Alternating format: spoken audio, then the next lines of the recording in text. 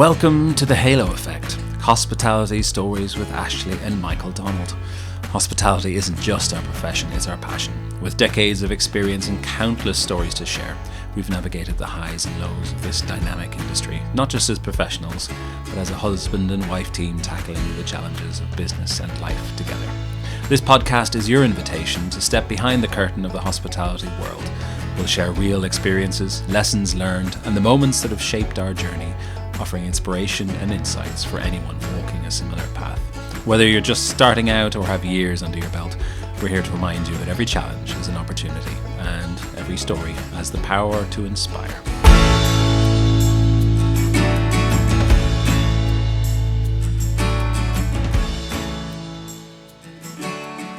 Hello and welcome back to the Halo Effect Hospitality Stories with Ashleigh and Michael Donald. Today's episode we're previewing No Vacancy in London in 2026, which opens this morning, Wednesday the 25th of February. What is exciting about this is that London is the next chapter in this platform. It's already proven itself in Sydney, built some momentum there. It's now scaling globally with Bangkok as the first stop, and now London as the UK and Europe edition with, they say, 3,000 attendees, 100 plus speakers and exhibitors expected across the 2 days from all over the hospitality industry. So if you're on your way to Excel, if you're listening to this, we've recorded it a little bit in advance, but if you're on your way, maybe have a little listen. We're going to highlight a few of the sessions that we've picked out that really feel, I guess, consequential for the next few months, well, next year and a half in hospitality.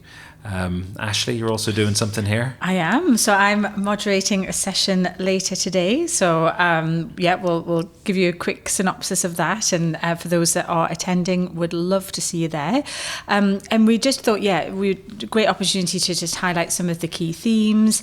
A bit of a shout out to some of our friends, industry collaborators, and just really to share a few tips on what's going on over the next few days, and if you're planning your own diary for being there. So I think always kind of setting the scene are those sort of opening keynotes, and there's some great ones lined up for both the first and the second day.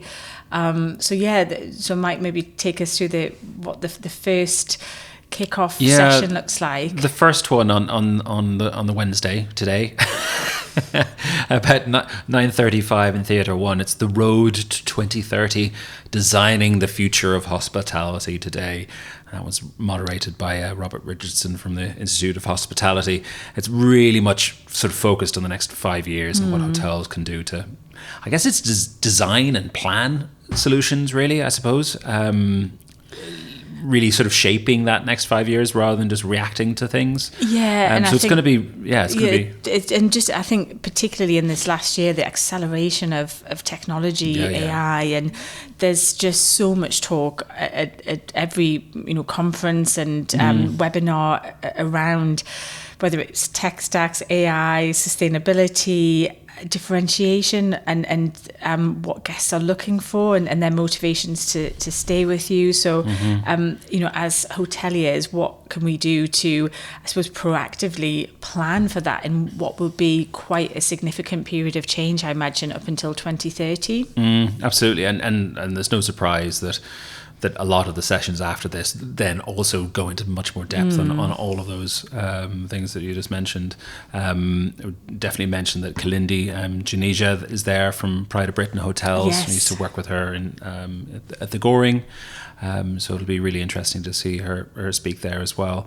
On day 2, then it's Alan Simpson from UK Hospitality. So again, real kind of outlook, challenges, opportunities, and they're such advocates of the industry and lobbying government, and it'll be really interesting to kind of see their take on the year ahead. And then, as you say, it kind of splits into sort of specialist sections. So there's various theatres, the sort of keynote theatre, which then turns into the kind of technology and then revenue and distribution area. We've got the future leaders and small hotelier area, marketing and leadership Leadership Forum, Energy, Sustainability, People and Culture.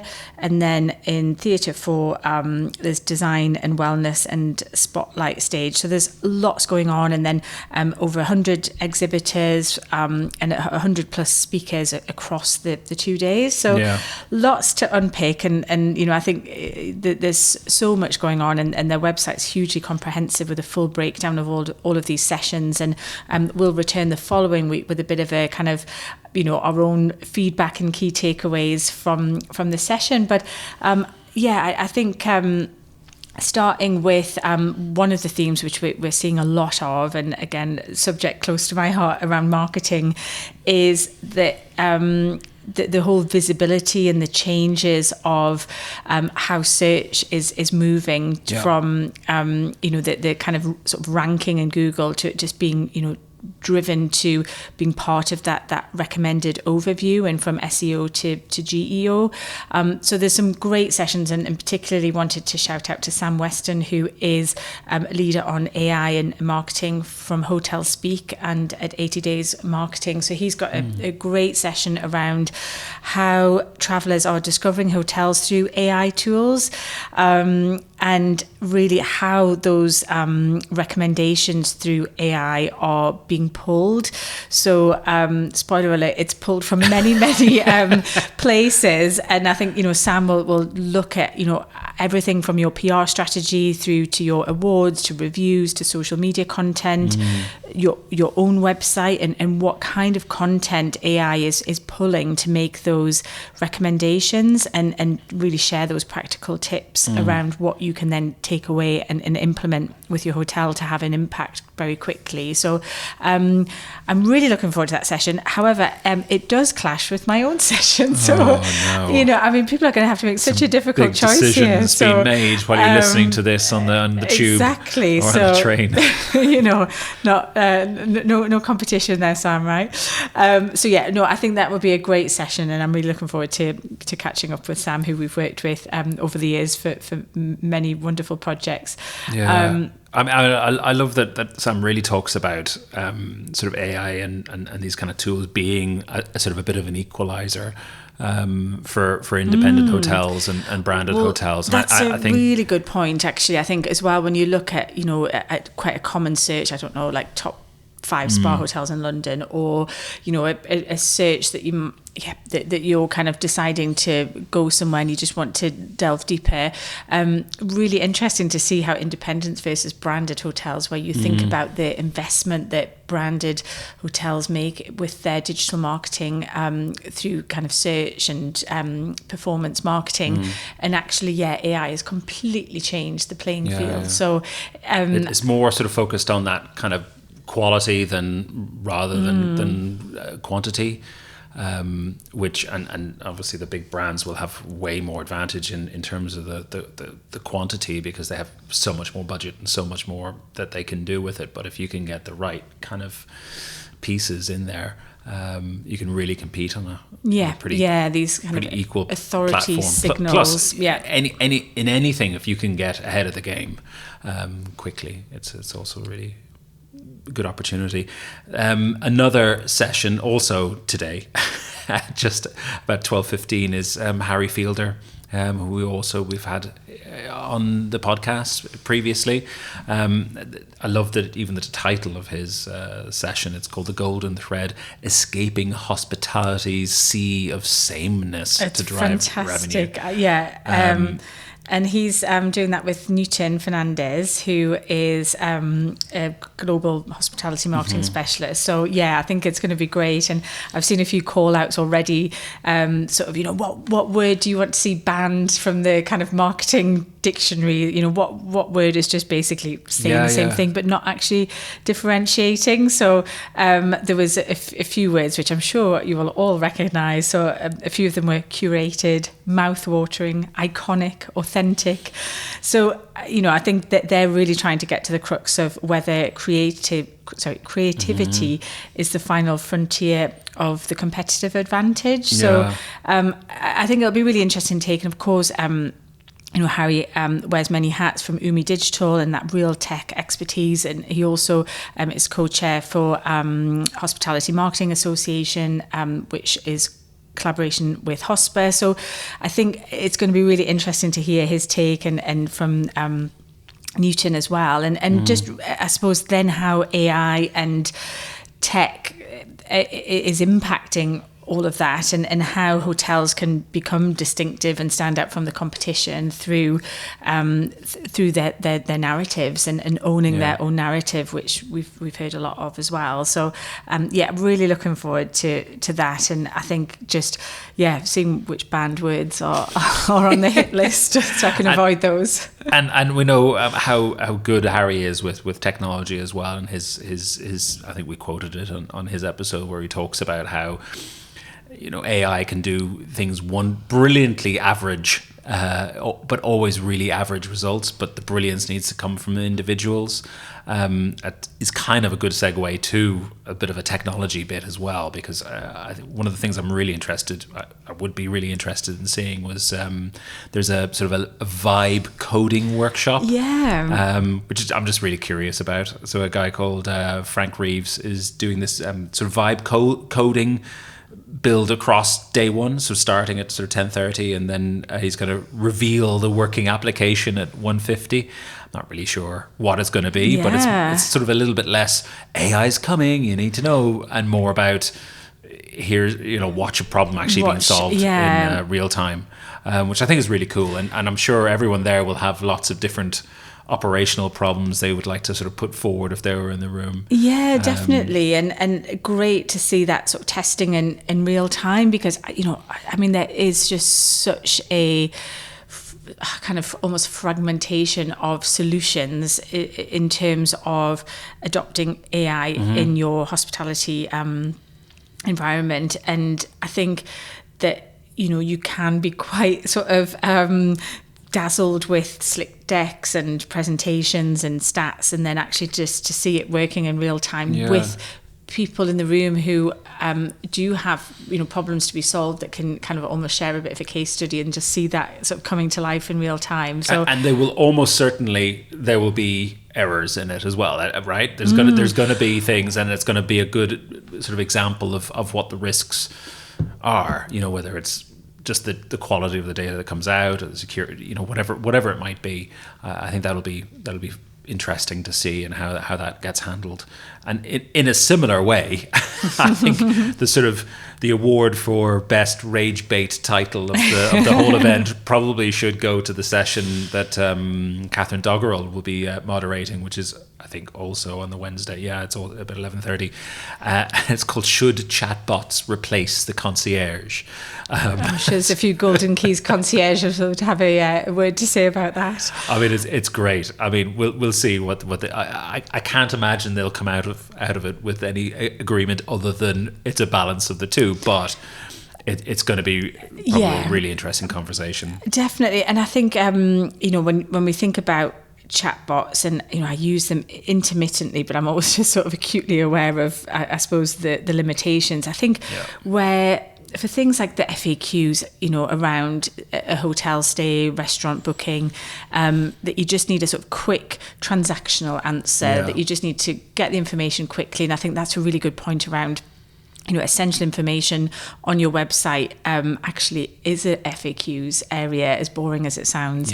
It's not necessarily in your brand voice or anything, but it's practical information, and it's information also that signals to the search engines as well, to provide that relevant information. So I think for something like that, and also for maybe some recommendations that, again, it can pull from various sources. But I mean, I think we can, I'm sure between ourselves agree that, a recommendation from a concierge that have had, such in-depth training and recognition from like Golden Keys or that they're just specialists in their field, and they're so passionate, and they've gone and experienced these places for themselves, and they can share little anecdotes about, if you go at this time, then actually the chef's going around each table, or if you wait around the back door, actually sometimes the theatre cast might come out and sign a few autographs. So it's those little personal anecdotes that they can share, often from their own experience,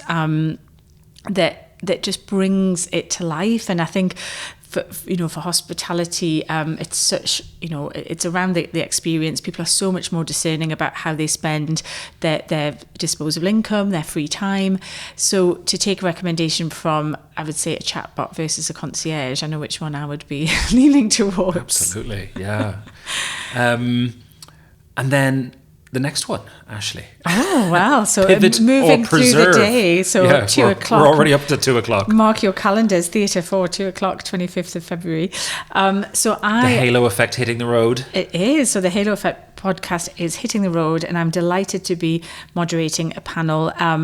So our session is Pivot or Preserve, the renovation and repositioning dilemma in hospitality. So we've got a wonderful panel across design, across finance, and across like owner operator, where we'll be discussing what the dilemma is. What can you look at? What are the red flags of certain projects?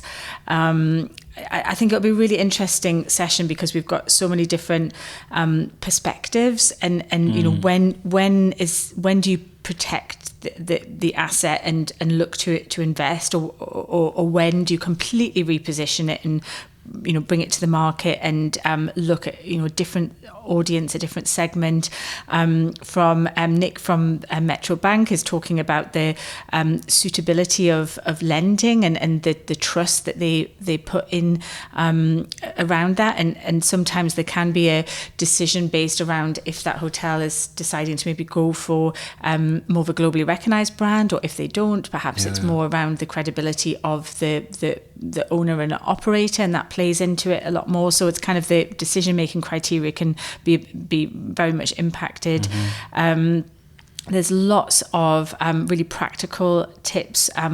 So Hayley from Harp Design talks, kind of in our pre-talks, sort of talking about actually that there's a lot you can do to repurpose the existing kind of furnishings and sort of layouts of the hotel in a way that makes it a difference without kind of breaking the bank, so to speak, and also that is in a very sustainably minded format. And then really just talking about lots of sort of renovation pitfalls and the different sort of disciplines that you can have to prevent them. So I think it'll be a really kind of quite a broad scope to talk about with three quite different and really interesting perspectives from kind of finance, operations and design. So really looking forward to that one. So please mark your diary at 2 o'clock later today. And it's a great pivot for us as well. This is the first time we've kind of done a moderation session sort of like that. So it's been a new one for us to kind of do a bit of research and kind of understand what how we actually go about it, and how you kind of get the feedback from all of the guests beforehand, and how you maybe prepare sort of a guide to what you do. It's been great so it's going to be really interesting. The behind the scenes, and look forward to hearing your feedback next week. with the No Vacancy team, I mean, they've had huge success, as we mentioned, in Sydney and Bangkok, and this is the first time that it's coming to London. And they've done an incredible job with the marketing and profiling of the event. I've seen so much coverage, and the team are so proactive. And considering how many speakers and panelists they have across the show, they've really reached out to all of us personally. Supported us with setting up calls, like pre-calls with our panelists, and then just given us a bit of a framework to work with, but then also given us the freedom to kind of, for the panelists to be able to have a platform to share their views. So for me, I think, having hosted a number of episodes of the podcast and done a few guest slots, that's hopefully given me a bit of preparation. But in terms of actually, moderating a panel, thinking about timing, ensuring that everyone gets, equal opportunity to speak, and we've got a sort of bit of a sort of cascading order of who's speaking what and when, and things like that. So it's definitely out of my comfort zone, but really, looking forward to it. And I've loved our kind of pre-panel conversations, and it's just been a lovely opportunity to meet new people in the industry as well. So really looking forward to that session. And then I'll be able to kind of relax and enjoy the rest of the day. And then and there's some networking actually that evening. There's a kind of sort of after hours networking, which I'm delighted to be attending with people from across the industry and investor community as well. So I think the programming of the whole event around having a mix of thought leadership, exhibitions, networking, and also a charity element as well. I think there's a 5K run on the start of one of the days as well to raise money for, I believe it's Hospitality in Action. So they've thought about all of the different touch points and all of the things that are important to us busy kind of hoteliers to bring that all together across the 2 days. So that's kind of day one. But as I say, lots going on, and we really recommend just checking out their website. And if you're attending, they've got a brilliant app as well, and you can sort of curate your own program. Sorry, Harry Field, I had to get that one in. You can basically pull together your own schedule. So after networking, well rested, returning to Excel for the next day, and I really wanted to spotlight a session that I'm really looking forward to, which is with Samantha Van Exter, Head of Hotels from Montcalm Collection, sitting together with James Stagg, editor of The Caterer, for a fireside chat.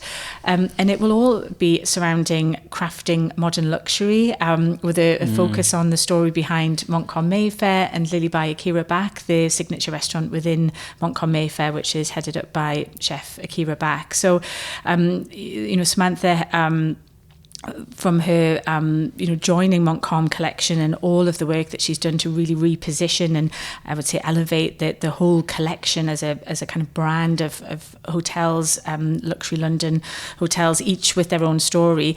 I think the 2-year transformation of Montcalm Mayfair that she has been so involved with, and I just love the detail from her, speaking directly to the design team, the architects, the creativity of the partners, and every little touch point has been so considered, and Samantha has really been at the heart of that and just driving that forward. So Montcalm Mayfair opened in April 2025, so it'll be coming up to its first year anniversary, and then the restaurant Lily by Akira Back opened shortly after, and Chef Akira came in September, and we did a kind of big grand opening, and it's just really talking about, I suppose, with the word luxury, and again that's probably another used term, and I think with Montcalm Collection they were very considered, and they have a philosophy of sensitive luxury, and it's just a much kind of softer luxury. It's rooted in community, in responsible hospitality, and that's kind of shown through throughout the collection with their B Corp status for some of their hotels, Green Key, working with social enterprise businesses, and really thinking about how not only do they deliver a really considered guest experience, but also that they are such responsible citizens within each of the communities that they work in. So I think this will be a wonderful session, and just some lovely kind of behind the scenes of working with Chef Akira Back, and how Samantha had first met him, and then really brought him on board, which has been a fantastic journey so far. So yes, really looking forward to that one on later tomorrow afternoon. Another one, Michael Rao from STR he's almost always at these kind of events, independent hotel show and things like this. So he will be giving his sort of data reality check on the UK market, and really what supply growth means, and what they're expecting over the next year. What's always interesting is he always goes through sort of London and then looks at the regional areas and things like that, and it's really interesting. A lot of places will already have STR, of course, and you'll already be paid up, but certainly if you're independent property and you haven't been able to invest in that, this is really it's really fascinating to understand what the market is doing and where you should be maybe sitting within that market, and are you getting your share? And that. I think it's interesting. I think the comparison between London and the regions, and we've seen a lot of focus on cities outside of London. So I mean, Edinburgh is kind of up there, and I appreciate it's a capital city, but the kind of supply of hotels in Edinburgh and the new openings just in the last year alone, with like so much more in the pipeline, and then Liverpool, a key focus, Manchester, so there's Dublin, there's so it's really interesting. I think we of course kind of consider London and capital city, and it is a measure of the rest of the kind of UK and the regions. But I think great to have those kind of regional spotlights, and just to see how they're developing and are such an attractive offer for investors. They're generally so much more susceptible to sort of ups and downs based on events and things like that, I find, whether there's a big football match or a concert or something like that, whereas London always seems to kind of just absorb. It's just so big, real you can hardly see a huge switch. So it's always interesting to hear him speak of those. We see that in Newcastle. I mean, hopefully we'll qualify again, but with the Champions League games with Newcastle, I mean, you can see the city is just it's full, it's so vibrant, it's so fun, but that's a real boost for the local economy. Having Newcastle kind of playing that top flight football, with the stadium being in the centre of town, and it just provides such a boost to all of those hotels. And similarly, if there are any like concerts, and I think as a kind of smaller city in the UK, we see those real kind of peaks and troughs, as you say, depending on those pillar events. And I did see that they're looking to bid for the Olympics, the North cities, which will be exciting. So absolutely. Watching the Olympics in St James's Park. Sign me up for that. So I think that would be a great session, as you say, for those insights, and then drilling down into the different segments, leisure, corporates, groups, kind of what weightings in terms of independents, brands. So I think, really kind of painting that picture with the data around the UK market, and kind of, what to look out for. Great. Just a couple more sessions I'll just quickly mention. I think on tomorrow, Thursday, about 4:00, there's a redesigning hospitality for the future session, and there's a few people on the panel there who we know from previous roles, including Claire Shepherd from Kew Green Hotels, Alison Vernon from Raffles at the OWO, and Oliver Milne Watson from the Newman, who actually I didn't technically work with. I think he just left the Goring when I arrived, but they're going to be talking about flexibility is here to stay, but standards still matter. So really balancing flexibility without compromising service. So it'll be fascinating to hear what they're saying. That a lot of them were from a real luxury background as well. And of course the Newmans recently just opened at the beginning of this month, and then Raffles opened with huge fanfare. Part of an old war office, so really interesting. And then Claire and I work together at Kew Green, so she's in people and development role, really looking forward to that session later on tomorrow. And just maybe a final mention of another session with Tudor Hopkins, who's the owner of Sleeping Bear Hotels, or to be hotels, and his session that he's going to be included in is 2:40, and it's called Our Independent Hotels Being Squeezed Out of the Market. And we met Tudor when we were doing some. When I was with the Massey Partnership, so it was the first client that I was introduced to, and we were invited to what became the Moonraker Hotel, and we did an overnight stay, and Tudor kind of was so hospitable, he and his wife Lucy, and we had dinner and we had an overnight stay, and it was just such a wonderful introduction to working from the sort of agency side, because I'd always been in-house, so they were just so generous, and I loved doing the PR for that hotel, and profiling Tudor and Lucy, just their whole outlook, and just the passion, and the, what they had done with the hotel. So really looking forward to catching up with Tudor after a long time, And I think it's, as well as all of the speaker sessions that we've mentioned and panelists, so many attendees. I'm really looking forward to catching up with people I've not seen for a while, and also meeting lots of new people as well. And I've been connecting with people on the app as well. So yeah, just it's always great I think a great time of year as well. I feel like January's been a bit of a hibernation month, and it's just been so wet, and I'm just desperate to kind of get out into London and just kind of go and just catch up with everyone. So I think it's going to be wonderful. And if you are here, please do let me know. Love to catch up. So I'm here across both days, and we'll do a bit of a kind of event debrief next week to share insights. And would love to hear from anyone that's been there, and please do share your takeaways as well. So brilliant. We look forward. And also, I'll just mention, if you haven't got a ticket yet, there might still be tickets available. We're recording this, and there are still tickets available. Whether or not there are on the morning it will be another thing. But just check the show notes there, and you can get you can click through and get your free pass. Get a free pass. Yeah, whether it's for today or for tomorrow, that'll be brilliant. But I hope you all enjoy it.